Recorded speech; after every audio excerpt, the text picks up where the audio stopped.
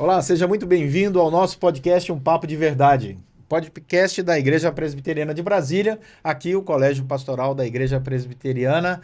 Reverendo Guilherme, Reverendo Timóteo, Reverendo Piva, eu, Reverendo Leonardo, seja muito bem-vindo. Esperamos você na Igreja Presbiteriana de Brasília, na Entrequadra Sul 313-314. Hoje, o nosso tema, ler a Bíblia quando falta tempo.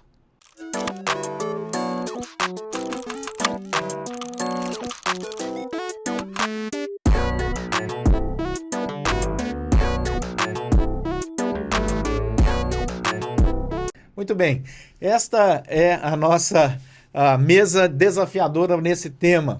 Como é que nós vamos encontrar tempo? Todas as pessoas que encontramos por aí estão sempre agitadas e podemos generalizar mesmo, porque é o que ouvimos. Ah, não tenho tempo, gostaria de ter tempo. Ah, se eu pudesse voltar no tempo. E a Bíblia é sempre esquecida na agenda diária de compromisso de muitas pessoas. Quando é que vamos encontrar o tempo para ler a palavra do Senhor? Em qualquer curso, leitura que você buscar sobre a administração do tempo, você vai encontrar a lição número 1 dizendo: aprenda a priorizar o que é prioritário. Vamos começar por aí, Guilherme. É prioritário a leitura da Bíblia na vida de um cristão? É claro, com certeza. A gente precisa conhecer o nosso Deus e ele agora se fez conhecido através de um livro. Ele, na verdade, a gente sabe bem que a Bíblia ela não vai esgotar o assunto sobre Deus, mas aquilo que o Senhor escolheu revelar a nós, ele escolheu através de um livro. E nós, né, que passamos por um seminário, nós que, de alguma maneira, caminhamos já um tempo dentro dos estudos teológicos, né, todos nós aqui tivemos algumas matérias ligadas à história. E a gente começa a perceber que, ao longo da cristandade, quantas pessoas deram a própria vida para que nós, por exemplo, tivéssemos a palavra hoje no nosso idioma, nessas diversas versões que nós temos hoje, inclusive no celular, que você pode fazer marcações, que você pode comparar com outras versões. E a gente às vezes não se dá conta que até hoje, 2026, existem pessoas que não têm, e não é porque não querem, mas que não é possível onde elas moram, nos lugares onde elas se encontram, ter um exemplar dessa palavra que para nós, pelo menos aqui no Brasil, no nosso contexto de Brasília, enfim, é tão fácil, tão comum e por vezes essa questão pode nos gerar ainda um sentimento de que isso não é tão importante, isso depois eu faço, quando a gente começa a perceber aí em tantos outros lugares a chamada igreja perseguida, que eles veem como um ouro, como algo realmente extremamente precioso, você ter ali a Bíblia podendo ser lida, podendo ser naturalmente aberta, e ali o descortinar do entendimento, por exemplo, da pessoa de Cristo, da obra do Senhor na vida, né, daquelas pessoas. Então, a importância da palavra,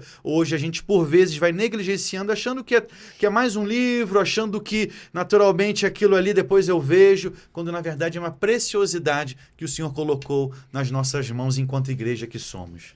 Daí, a partir dessa palavra do Guilherme, Timóteo, a facilidade com que temos acesso à Escritura Sagrada pode gerar em nós, então, a partir do que o Guilherme disse, esse desprezo com a preciosidade da Escritura e como isso se manifesta de maneira prática. E estamos falando agora na vida de cristãos, que têm a Bíblia como palavra de Deus. De maneira prática, como uma pessoa poderia dizer, estou me identificando aí com essa pessoa, com essa figura. Isso, com certeza. A facilidade, o acesso, faz aquela coisa parecer menos importante, né? Se eu tenho, imagina um lar onde eu tenho uma única Bíblia. Aquela Bíblia ela vai ser guardada, vai ser preservada, vai ser cuidada. Mas a realidade que a gente tem hoje é cada pessoa da casa tem pelo menos 2 Bíblias, 3, 4, às vezes versões diferentes, ou uma Bíblia que tem uma capa mais bonita, ele quer usar, uma Bíblia com comentários.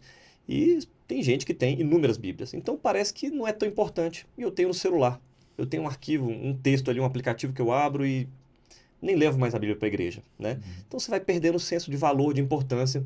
E a palavra de Deus nos diz que o texto bíblico, a palavra de Deus é como ouro, é como um tesouro que deve ser preservado, que deve ser garimpado, que deve ser lido, e aquilo tem que ser realmente uma verdade para a vida, né? E como é que a gente pode transformar isso de modo prático? A gente tem que mudar na nossa cabeça a forma como a gente enxerga para a Bíblia. Independente se eu tenho 30 versões, 30 Bíblias físicas, mais infinitas versões online, aquilo tem que ser visto como algo realmente valioso, como algo, Deus falando comigo, né? Nesse último domingo eu dei uma lição para os adolescentes lá na escola dominical, e a gente estava falando sobre oração. E a oração, ela tem que ser acompanhada da leitura bíblica. Não dá para ser uma coisa ou outra, porque no exercício eu estou falando com Deus, levando minhas causas diante de Deus, mas eu preciso ouvir o que Deus está me respondendo, porque aquilo que Ele quer para mim está escrito na sua palavra. Se você está apenas orando, só falando, é como um desabafo. Eu estou desabafando, mas eu não quero ouvir nada. E aí eu até usei uma imagem interessante, que era uma pessoa batendo papo com uma estátua de bronze na praça. Ela está falando, mas não está disposta a ouvir. E aí, numa segunda imagem, essa estátua se transforma num homem, e o homem mostrando a Bíblia para ela. Olha aqui, eu estou te respondendo através desse livro. É aqui que tem a minha verdade, a minha vontade, aquilo que eu desejo para você. Você quer saber como viver? Você quer saber como caminhar? Você quer saber tomar uma decisão? Escute, leia, tem aqui, porque aqui dentro a gente tem realmente sabedoria que vem do céu. Não é um livro qualquer, não é mais um livro, é o livro. Quando Josué recebeu uma difícil tarefa de substituir Moisés na liderança do povo de Deus, Deus chama Josué e diz para ele: olha, medita na palavra, não te desvie nem para a direita, nem para a esquerda, né? Essa palavra vai te conduzir, a palavra do Senhor, ela vai ser o norte da sua caminhada. Quando nós abrimos o Salmo primeiro, ele diz que nós devemos meditar na palavra do Senhor dia e noite, e assim por diante. Daí, Piva, qual é a diferença da simples leitura da Escritura com a meditação na Escritura? A leitura, ela vai até onde ela vai mesmo só. É o ler. A questão é o que você faz com ela. Não há o que fazer se você não ler. Contudo, é possível que você apenas leia e não faça nada. Talvez uma boa comparação seja você ter uma despensa cheia de ingredientes, mas continua comprando comida fora e só come fora, nunca cozinha nada em casa. Por outro lado, você quer muito cozinhar um prato talvez complexo e elaborado, mas você abre a sua despensa e não tem nada. Como você vai fazer? Então eu creio que é uma coisa e outra. É preciso ler, é preciso tomar conhecimento intelectual mesmo. Lutero dizia, não há nada que chegue ao nosso coração que não passe primeiro pelo nosso intelecto. E claro, com a ação do Espírito Santo. Então é preciso ler, mas depois meditar naquilo. E inclusive o conceito de meditar no Antigo Testamento é muito parecido com o de ruminar, o que os animais faziam. Então o animal que rumina, primeiro ele toma, ele ingere o alimento, está nele, está garantido. Mas ao longo do dia aquilo volta para que ele possa realmente digeri-lo tal, e finalmente o seu organismo vai sintetizá-lo. Então eu creio que com a palavra é a mesma coisa. Tenho que ler, tomar conhecimento, estudar, escrever, use o método que você quiser para se apropriar intelectualmente. Mas é o meditar que vai fazer com que aquilo realmente faça parte de você, claro, com a ação do Espírito marcando indelevelmente no nosso coração. Usando essa figura, Jesus Cristo disse em Mateus capítulo 4, nem só de pão viverá o homem, mas de toda a palavra que sai da boca de Deus. Se nós não deixamos de comer nossa comida no dia a dia, por que deixamos de nos alimentar espiritualmente com a palavra do Senhor? É aquela sensação de que somos autossuficientes. É aquela sensação de que já temos energia espiritual suficiente. Enquanto que a física a cada 6 horas reclama, a espiritual não. Já estamos devidamente alimentados. Esta é uma percepção totalmente equivocada à luz da Escritura Sagrada.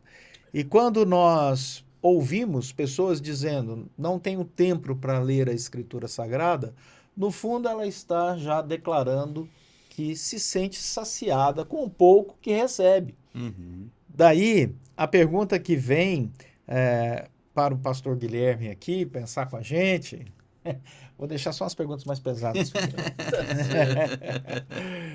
Qual seria, para a curiosidade do nosso ouvinte aqui, que nos acompanha, qual seria a diferença entre um cristão que não tem formação teológica e lê a Escritura e medita na Escritura, dos pastores, nós aqui, que lemos e meditamos na Escritura diariamente? Para que as pessoas possam entender, né?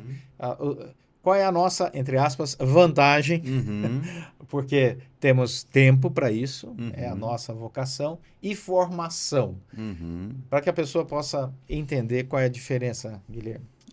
A Bíblia ela é muito clara quando trata da questão dos dons, né? Somos todos cristãos, o Senhor chamou a todos nós para que possamos ler as Escrituras, conhecê-la, conhecer do Senhor, mas sem dúvida nenhuma que existem dons diferentes, por exemplo, para aqueles que vão ensinar, para aqueles que são chamados mestres, né? Que vão ali lecionar, trazer das Escrituras para o povo. Nem por isso, e o Sproul tem até aquele livro, né? Somos todos teólogos, para poder, de fato, a gente ter essa noção de que... E aí, o teólogos que ele vai usar ali não é exatamente alguém que fez algum tipo de bacharelado, como nós, né? Que fizemos aqui também um seminário, mas são pessoas que são apegadas às Escrituras como, de fato, regra de fé e prática.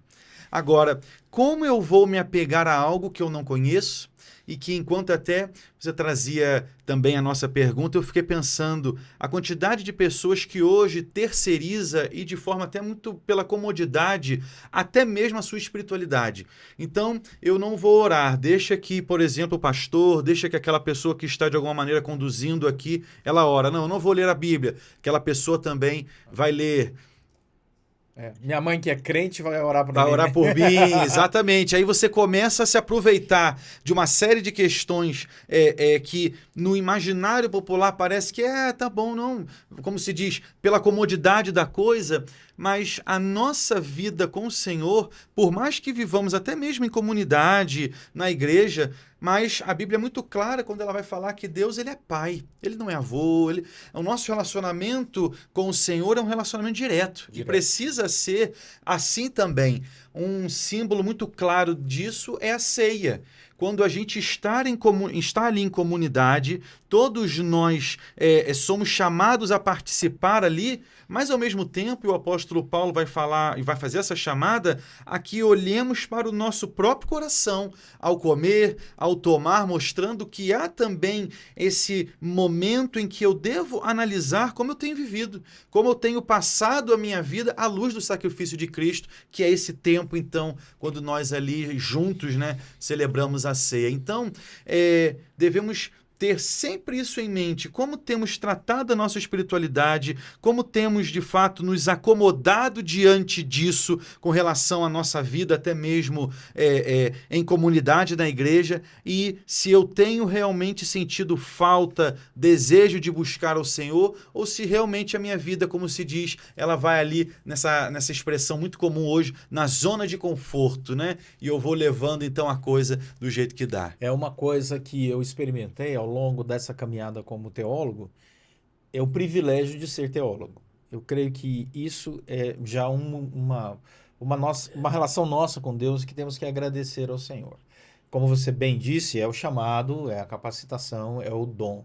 Mas quando nós temos esse privilégio de encontrarmos o tempo devido para o estudo, tendo acesso a todas as ferramentas que nós temos, os originais, os nossos livros, os nossos dicionários, léxicos e tudo mais, e nos debruçamos sobre aquilo, a minha experiência pessoal é de ficar realmente maravilhado, essa seria a palavra, com aquilo que emana do texto sagrado. Você perceber os detalhes da inspiração nos tempos verbais, no tipo de voz, na maneira como Deus construiu gramaticalmente a Escritura Sagrada, usando o hebraico, usando o grego, e você olha aquilo e você mergulha naquele texto, a vontade é de continuar lendo por horas e horas e estudando aquilo, né? É maravilhoso e conecta a teologia bíblica com a sistemática, com a apologética, e dá uma vontade de convidar a igreja toda para sentar, como os reformadores faziam. É, isso mesmo. Zwinglio fez isso em Zurique, quando ele convidou a comunidade para vir e assistir os teólogos discutindo teologia. Hoje nós fazemos isso aqui por podcast, mas naquela época era presencialmente, não é? É. E a igreja cresceu vendo aquela mesa pensar teologicamente. Então, quando os membros da igreja frequentam igrejas onde a sua liderança de fato tem uma formação acadêmica e piedosa, sabe que está tratando com a palavra de Deus, inspirada pelo Senhor, a igreja cresce, a igreja amadurece, a igreja aprende a amar o evangelho. Eu gosto muito das igrejas que têm essa característica, que ela senta para ouvir. É muito bom, né? Você tem um grupo de irmãos que prestam atenção naquilo que está sendo Anotam, né? compartilhado. Mostra interesse. Anotam, mostram interesse, fazem perguntas. Então, isso é um grande privilégio. Agora, olhando para Jesus Cristo, sempre, percebemos que no grande embate, no início do ministério de Jesus, quando ele está no deserto, ele vai enfrentar o inimigo usando a palavra, os textos bíblicos. E só do Pentateuco, de um único livro. É o mais interessante. Não é interessante? Isso serve para nós nos inspirarmos como cristãos, Peiva, nessa caminhada, olhar para esse exemplo de Jesus e dizer assim, eu preciso conhecer a palavra de tal forma que ela saia naturalmente nas respostas nos momentos de aflição, de tentação? Seria esse o caminho? É isso mesmo. Agora, vale uma pequena ressalva. Quando se fala de conhecer melhor a palavra para poder trazer respostas para mim mesmo e para quem está ao meu redor e eu poder ajudar, sim, o estudo organizado, orientado, tem toda a sua validade, senão nós não teremos cursado seminário, mestrados e doutorados. Então, tem sim. Mas o que vale com isso é a vida devocional.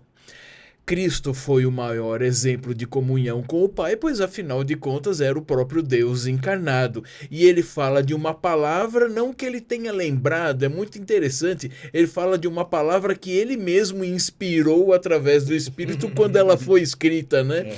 Então, ele... quase como se ele dissesse, né?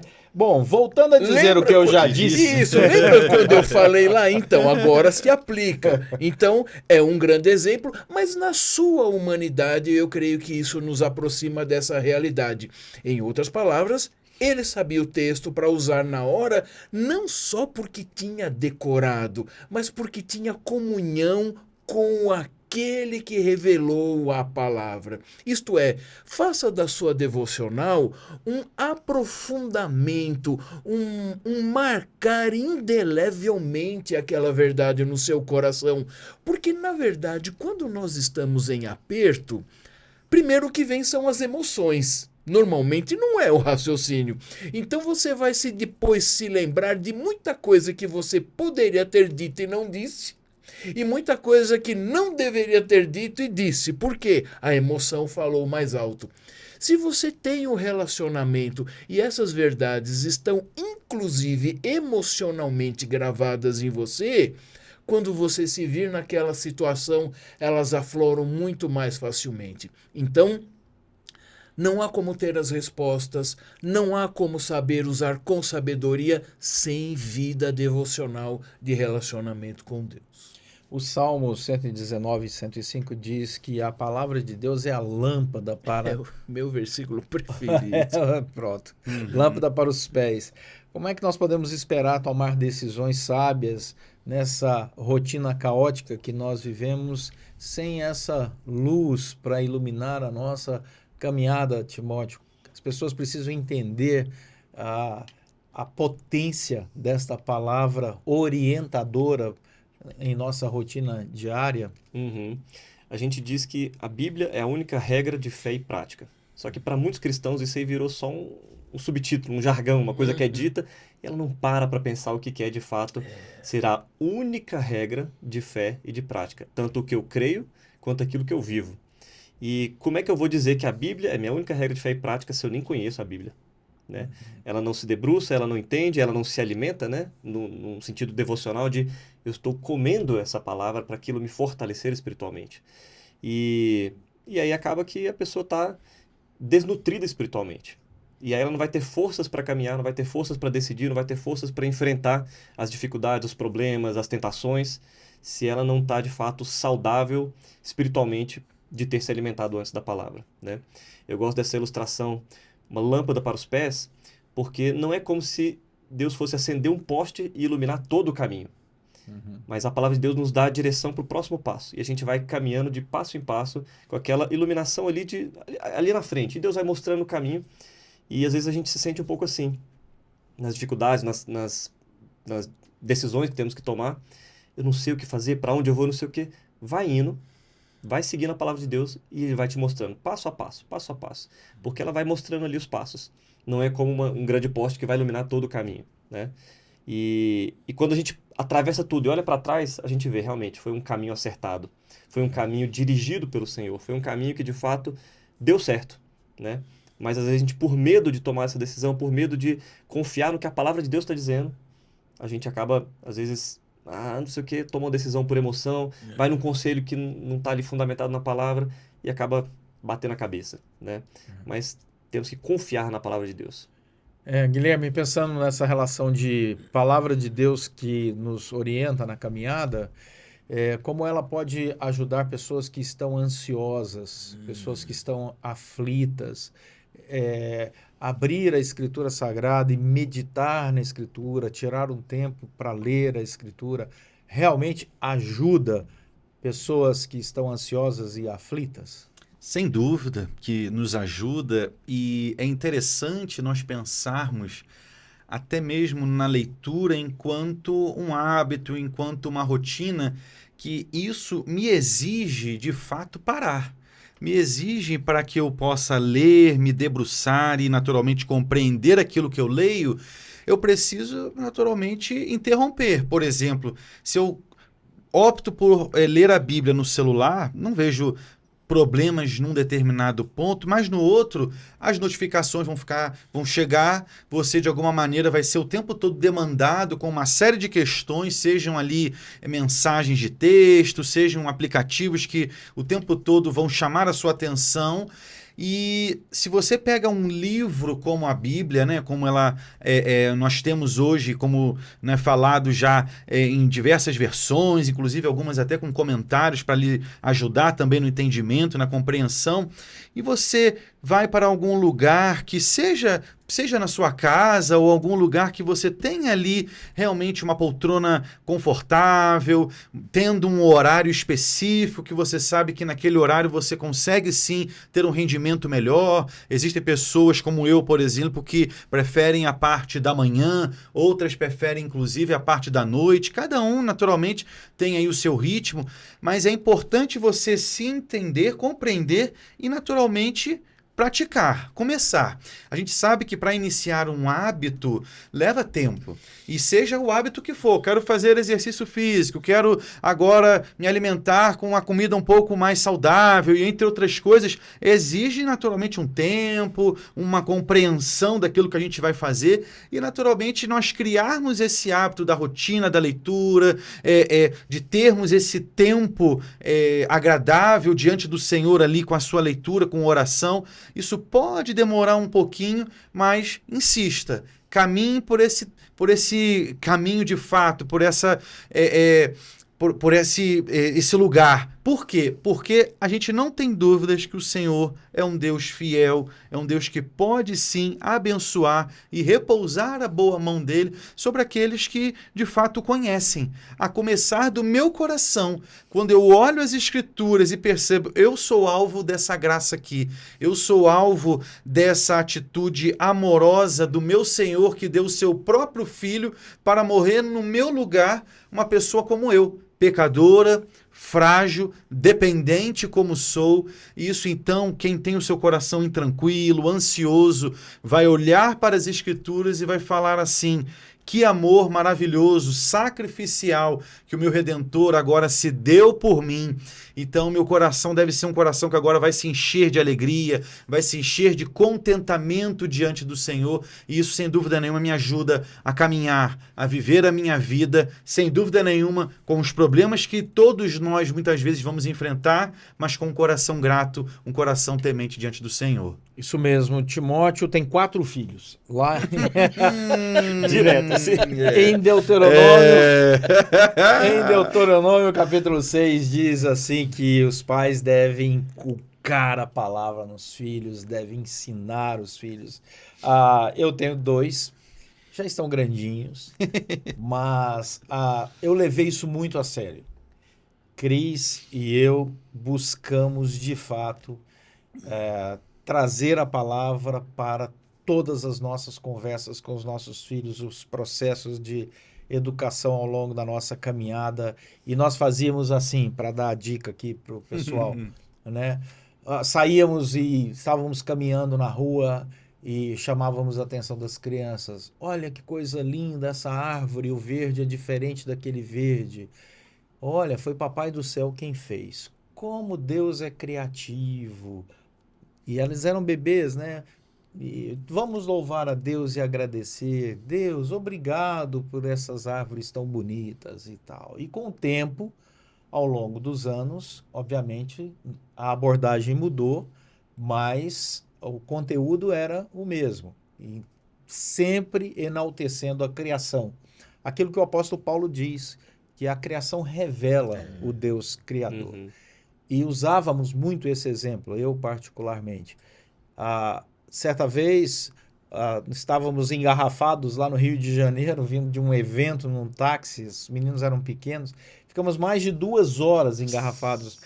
E o taxista, depois de mais de 2 horas, olhou e disse para mim: como é que vocês conseguem ter essas crianças tranquilas, sem reclamar, num trânsito desse? Qual o segredo de educar filhos assim? E ali nós compartilhamos o evangelho com ele. Interessante porque aquele homem era um desviado, um desigrejado. E quando nós chegamos em casa, a Cris e os meninos saíram do carro, eu paguei o táxi, mas fiquei mais 1 hora ouvindo sobre a vida dele, compartilhando o evangelho, e ele voltou para a igreja. Olha, Que bênção. Maravilha. Então, Timóteo, dá umas dicas aí da sua caminhada, que é muito mais recente que a minha aí, com a sua mini igreja que se reúne na sua casa, com 4 filhos. Quais hoje são as estratégias que você poderia compartilhar com pais que estão nos ouvindo para educar o seu filho e inculcar a palavra de Deus de dia, de noite, de maneira, obviamente, leve, mais instrutiva? Quais são algumas dicas que você poderia dar? Guilherme também, que tem 2 filhos pequenos. Já fica pensando aí, Guilherme. Bom, realmente, como você falou, é uma pequena igreja, né? Nós temos ali são desafios, né? E eu acho que a primeira coisa é a gente olhar para a família do jeito certo, né? A gente vai educar por quê? Porque aquilo é um presente de Deus. Deus confiou a nós, no nosso caso, 4 pequenas vidas que a gente precisa lapidar eles de acordo com a palavra de Deus, né? Essa é a primeira mentalidade, né? Direcionamento da mente para a gente fazer aquilo que é certo. E segundo, entender que esse processo ele não é apenas na hora de levar para a igreja ou na hora de fazer uma oração antes das refeições. É o tempo inteiro. A educação, a formação daquelas crianças é o tempo inteiro, seja nas coisas santas, digamos assim, e as coisas ordinárias, normais, num escovar de dentes, num arrumar os brinquedos. O tempo inteiro a gente está ali formando uma visão cristã deles. E acho que um dos pontos que a gente tem percebido mais é a importância do momento antes de dormir. É o nosso momento do culto familiar, é antes de dormir. A gente coloca, dá banho, alimenta e leva para a cama. Naquele momento ali, Juliana, a gente senta, abre um livrinho, lê uma história, e aí aqueles livros ilustrados da Bíblia, né, com mais simplificado, eu gosto de terminar a história e falar assim, vocês entenderam o que está aqui? Vocês entenderam o que está acontecendo? Porque às vezes as crianças elas vão aprendendo as histórias, Jonas e o peixe, Davi e Golias, não sei o quê, mas ela não percebe o que está por trás ali, o que Deus está ensinando através daquilo. Alguns livros já têm essas aplicações, outros não. É apenas a história reescrita. E aquele momento é um momento importante da gente falar. E além desse momento, no dia a dia, na conversa, a gente vai voltando e relembrando daquelas coisas. Então, às vezes acontece uma cena, uma situação, uma história, uma notícia, e a gente tem usado isso para ensinar as crianças aquilo que se parece com o Evangelho e aquilo que afronta o Evangelho. Às vezes a gente vê uma situação e recentemente tivemos um longo papo dentro do carro, indo para a escola, sobre pessoas que estavam bêbadas. O que é isso? O que é o álcool, a bebida, não sei o quê. E você fica assim, nossa, como é que eu vou explicar? Como é que ela vai entender? Por que ele fez isso? Porque ele estava com um dodói no coração, ele estava chateado, ele estava magoado, e não sei o quê. E a gente vai explicando, vai apresentando o Evangelho, que a nossa alegria não vem da bebida, a nossa alegria vem do Senhor. Então a gente vai colocando do modo, claro que minhas crianças são pequenas, a mais velha tem 7 anos, de um jeito que eles possam entender, mas sempre trazendo o Evangelho à luz das circunstâncias, como você bem fez com seus filhos, né? Aham. E aí, Guilherme? O meu caso, exato, meu caso também é muito parecido, esse horáriozinho antes de dormir também para nós é muito precioso, meu filho mais velho ama histórias, então a gente sempre trabalha, ele pede, ele nos cobra, aí a gente lê uma, ele já quer outra, muitas vezes ele prefere às vezes deixar de dormir para que a gente continue ali, que ele ama as histórias. Mas uma outra coisa também que nós temos feito assim de forma intencional é colocar no carro, e aqui nós moramos numa cidade como Brasília que você anda muito de carro, né?